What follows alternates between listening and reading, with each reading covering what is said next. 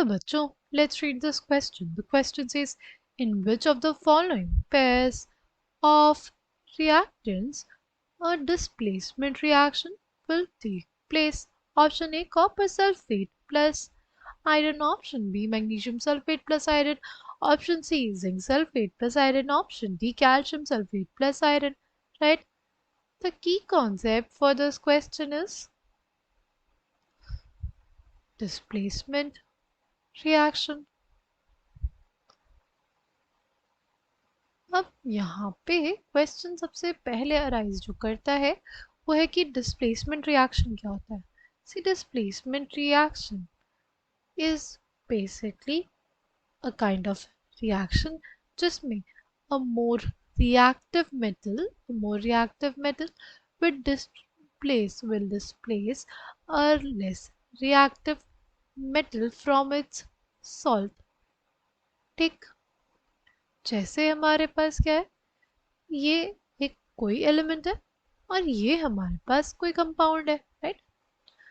तो जो ए है, A is more reactive than B. A is more reactive than B. तो क्या होगा, A will displace B from its salt. A जो होगा वो B को उसके सॉल्ट से डिस्प्लेस कर देगा. ठीक, और क्या बना लेगा कंपाउंड AC और हमारे पास मिल जाएगा हमें B, राइट. इसको कोई ऐसे भी समझ सकते हैं कि जैसे हमारे पास होता है कॉपर सल्फेट. ठीक, कॉपर सल्फेट हमारे पास जो होता है वो ब्लू इन कलर होता है. ठीक, जैसे कोई बीकर लिया हमने, ठीक, और क्या किया उसमें ऐड कर दिया कॉपर सल्फेट. ठीक, अब अगर इसमें हम लोग डाल दें एक आयरन नेल, इसमें डाल दें हम लोग एक iron nail. Copper sulphate solution में अगर हम लोग आयरन नेल डाल देंगे तो फिर बेसिकली हमारे पास जो सॉल्यूशन का कलर होगा ना वो ग्रीन हो जाएगा. ठीक है, वो क्या हो जाएगा, ग्रीन हो जाएगा. क्यों? क्योंकि उसमें FeSO4 बन जाएगा. ठीक है, कि जो ब्लू कलर का सॉल्यूशन था अब किस कलर में बन जाएगा, ग्रीन कलर में, क्योंकि जो फेरस सल्फेट होता है वो हमारे पास किस कलर का होता है, ग्रीन इन कलर होता है. ठीक, ऐसा क्यों हुआ, क्योंकि आयरन जो है वो ज़्यादा रिएक्टिव है, राइट. आयरन जो है वो ज़्यादा रिएक्टिव है किससे, कॉपर से. ठीक है, तो इस वजह से आयरन ने कॉपर को उसके सॉल्ट से डिस्प्लेस कर दिया और क्या बना दिया, फेरस सल्फेट बना दिया और कॉपर रिलीज हो गया हमारे पास. ठीक है, displacement reaction takes place only and only if a more reactive metal will displace a less reactive metal from its salt. अगर हम लोग यहाँ पे बात करें तो जो हमारे पास ये एलिमेंट्स दिए हैं जैसे कॉपर, जिंक, मैग्नीशियम और कैल्शियम, हमें ये देखना है according to the reactivity series इसमें से कौन आयरन से ज़्यादा रिएक्टिव है, राइट. अगर कोई आयरन से ज़्यादा रिएक्टिव होगा तो आयरन उसको डिस्प्लेस नहीं कर पाएगा, जो लेस रिएक्टिव होगा उसको आयरन डिस्प्लेस कर पाएगा.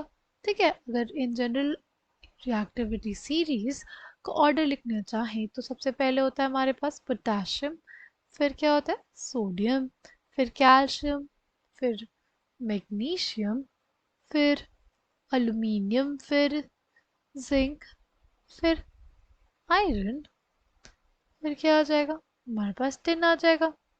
फिर यहाँ से हमारे पास शुरू होता है lead, we have copper, mercury, Ag और Au यानी गोल्ड।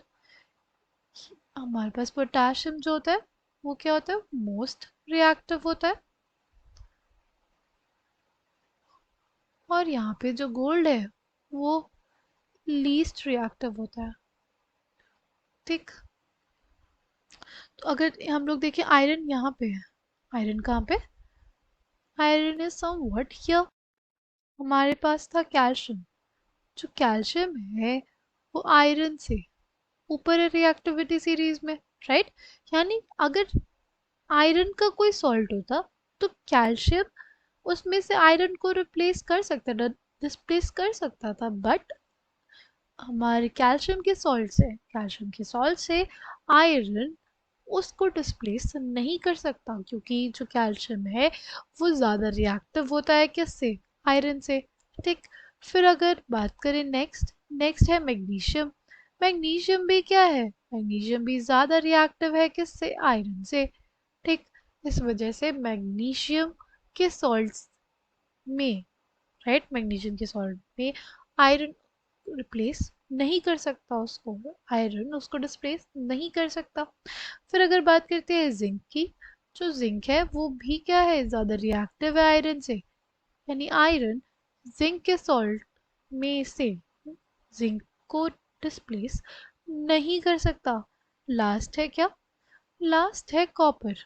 कॉपर रिएक्टिविटी सीरीज में आयरन से नीचे आता है, इस वजह से आयरन कॉपर के सॉल्ट से कॉपर को रिप्लेस कर सकता है। इसलिए correct answer for this question will be option A, copper sulphate plus iron. I hope you understood well, thank you, all the best.